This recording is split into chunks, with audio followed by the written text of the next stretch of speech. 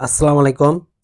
আজকে কথা বলবো আপনারা যারা প্রবাসে আছেন এবং বিভিন্ন কাজের জন্য যারা ট্যাক্স রিটার্ন দিতে চান কিন্তু দিতে পারছেন না। তারা কিভাবে ট্যাক্স রিটার্ন সংক্রান্ত যাবতীয় যে কাজগুলা অর্থাৎ টিন খোলা বা ট্যাক্স রিটার্ন দেয়া যাবতীয় যে কাজগুলা আছে সেগুলো বিদেশে থেকেই আপনারা কিভাবে সম্পন্ন করবেন।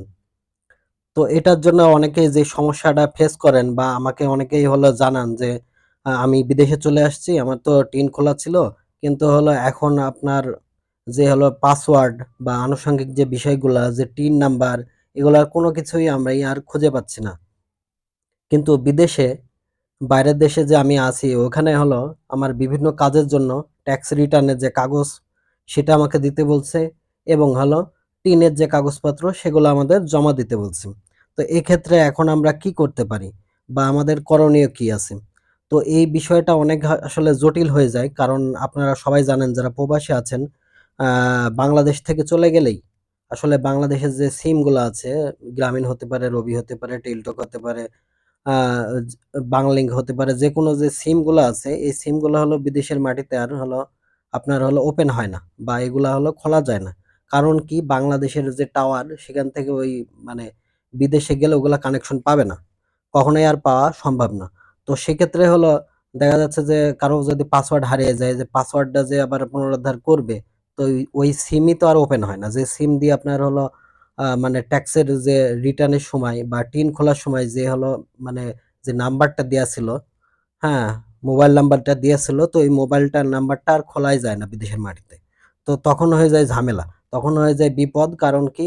ওই দেশে বিভিন্ন কাজের জন্য আপনার ট্যাক্স রিটার্নটা দেওয়া লাগবে। কিন্তু ওই সময়তে আর ওটা করা এতটা সহজ হয়ে ওঠে না। তো এর আগেও যেটা মানুষ এলোপাতাড়িভাবে কাজগুলা করত। যে দেখা যাচ্ছে যে অনেকেই বুদ্ধি করে আপনার রাজস্ব বোর্ডে একটা ইমেইল পাঠাইতো। কারো রেসপন্স করতো ঠিকঠাক। কারো দেখা যাচ্ছে যে আবার অনেকদিন পরেও রেসপন্স হতো। কিংবা দেখা যাচ্ছে গাফিলতি থেকে যেত।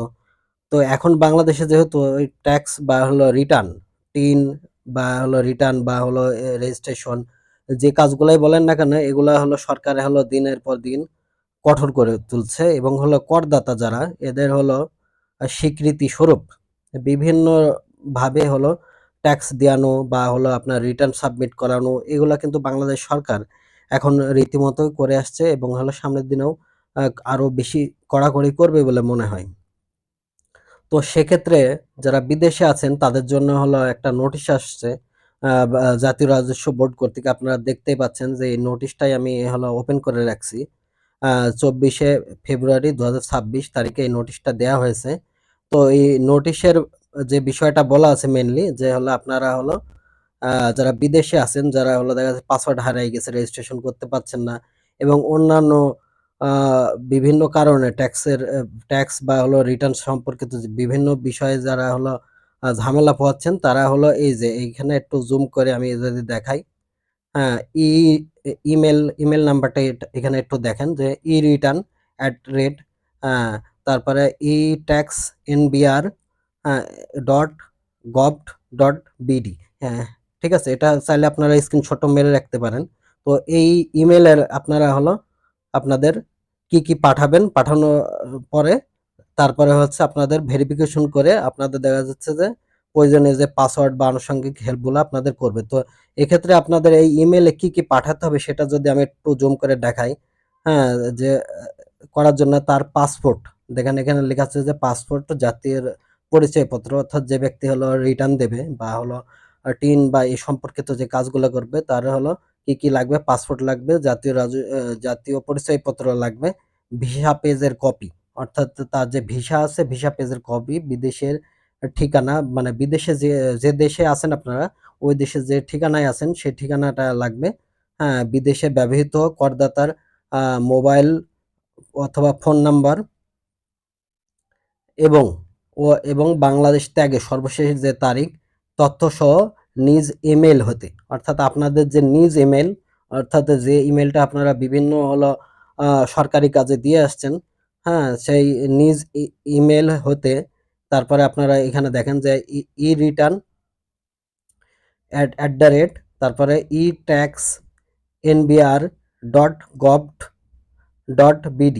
এই যে দেখছেন, মানে ইমেল নাম্বারটা দেখছেন, এখানে ইমেলে পাঠাবেন। কি কি পাঠাবেন আপনারা হলো, আবার আমি যদি বলি, পাসপোর্ট পাঠাবেন, আপনাদের জাতীয় পরিচয়পত্র, ভিসা পেজের কপি, বিদেশের ঠিকানা, বিদেশে ব্যবহৃত করদাতার মোবাইল নাম্বার। তো এই বিষয়গুলো আপনারা হলো এই মেইলে পাঠাবেন। পাঠিয়ে আপনারা হলো আবেদন করবেন যে হলো আপনাদের যে সমস্যা হয়েছে, অর্থাৎ কারো যদি হলো মানে আপনাদের হলো পাসওয়ার্ড হারিয়ে যায়, পাসওয়ার্ড সম্পর্কিত যে বিষয়টা সেটা বলবেন যে আমরা পাসওয়ার্ডটা হলো আমার দরকার, আমাদের পাসওয়ার্ডটা হারিয়ে গেছে, কিংবা হলো আমরা হলো আপনার হলো মানে রিটার্ন দিতে গেলে এই ধরনের সমস্যা ফেস করছি, সেই সমস্যার কথা জানাতে পারেন। কিংবা হলো দেখা যাচ্ছে যে আপনাদের অনেকেরই দেখা যাচ্ছে সমস্যা হয় যে হলো আপনারা হলো মানে আপনাদের যে টিন নাম্বারটা হারিয়ে ফেলছেন, কিন্তু অন্যান্য সকল কিছু মনে আছে। হ্যাঁ, তারপরে আপনাদের রেজিস্ট্রেশন করা যে বিষয়টা, আয়কর রিটার্নের, ঠিক আছে? এই যাবতীয় বিষয়গুলাই আপনাদের হলো এখন থেকে হলো এই প্রেস বিজ্ঞপ্তির মাধ্যমে, যেহেতু মানে সরকার হলো রাজস্ব বোর্ড হলো একটা নোটিশ দিয়ে দিচ্ছে, সুতরাং আপনাদের প্রবাসীদের আয়কর রিটার্নের যাবতীয় যে ঝামেলাগুলা বা যে সমস্যাগুলা হবে, সে সমস্যাগুলা এখন থেকে হলো রাজস্ব বোর্ড তদারকি করবে, বা আপনাদের প্রয়োজনীয় যে হেল্পগুলা লাগবে সেই হেল্পগুলা এখন থেকে জাতীয় রাজস্ব বোর্ড করতে থাকবে। ঠিক আছে? তো এক্ষেত্রে হলো কি করবে দেখেন, হলো প্রেস বিজ্ঞপ্তির পরে লেখা আছে প্রবাসী বাংলাদেশি করদাতাগণের জন্য ইমেইলে ওটিপি প্রেরণের ব্যবস্থা চালু। অর্থাৎ আপনাদের হলো ইমেইল যেটা থাকবে, যে ইমেইলের মাধ্যমে আপনারা এই আপনাদের নিজস্ব যে তথ্যগুলা বললাম আমি, সেগুলা পাঠাবেন। ওই ইমেইলে ওটিপি প্রেরণের ব্যবস্থা করবে, যে আপনারা হলো নির্দিষ্ট যে সমস্যা আছে এই সমস্যার জন্য আপনারা হলো এই কাজের জন্য এই ওটিপিটা ব্যবহার করেন। ব্যবহার করে আপনাদের যে ট্যাক্স রিটার্ন, হ্যাঁ, সম্পর্কিত যে ঝামেলাগুলো আছে এই ঝামেলাগুলা মিটিয়ে ফেলেন। তো এই কারণে মোটামুটি এই নোটিশটা দেওয়া হয়েছে।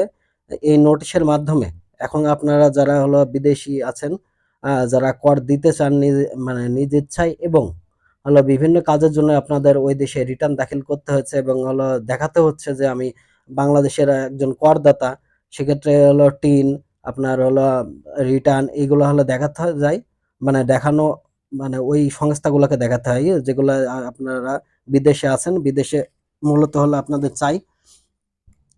তো ওই সকল সমস্যাগুলোর জন্যই আপনাদের মূলত হলো এই প্রেস বিজ্ঞপ্তিটা হলো সরকার দিয়ে দিয়েছে। তো এখন থেকে হলো আপনারা হলো সবাই হলো এই পদ্ধতির মাধ্যমে এই যে ইমেল নাম্বারটা একটু আপনারা হলো স্ক্রিনশট মেরে রাখবেন অবশ্যই। হ্যাঁ, তো এই ইমেলে আপনারা হলো আপনাদের হলো কি কি পাঠাবেন না পাঠাবেন এটাও হলো আপনারা হলো একটু দেখে নেবেন ভালো করে। হ্যাঁ, পুরা নোটিশটাই আপনারা একটু যদি ভালো মনে হয় তাহলে একটা স্ক্রিনশট মেরে রাখবেন, যারা প্রবাসী আছেন, যে কোনো প্রয়োজনে দেখা যাচ্ছে আপনাদের কাজে লাগতে পারে। তো এই ছিল আজকের কথাবার্তা। আমি হলো এস এম মাহমুদুল, অ্যাডভোকেট এবং আয়কর আইনজীবী। হ্যাঁ, যে কোনো প্রয়োজনে আমার হলো এখানে আপনাদের কাছে আমার নাম্বার দেওয়া থাকবে, নাম্বারে যোগাযোগ করতে পারেন। ট্যাক্স রিটার্ন বা হলো আপনার হলো যে কোনো সমস্যায়, আইনি যে কোনো হলো জটিলতায় আপনারা হলো আমাকে হলো নক দিতে পারেন, যদি মনে করেন যে আমি হলো আপনাদের হেল্প কোনো প্রকার করতে পারবো। ধন্যবাদ সবাইকে। ভালো থাকবেন, সুস্থ থাকবেন, সুন্দর থাকবেন। আল্লাহ হাফিজ।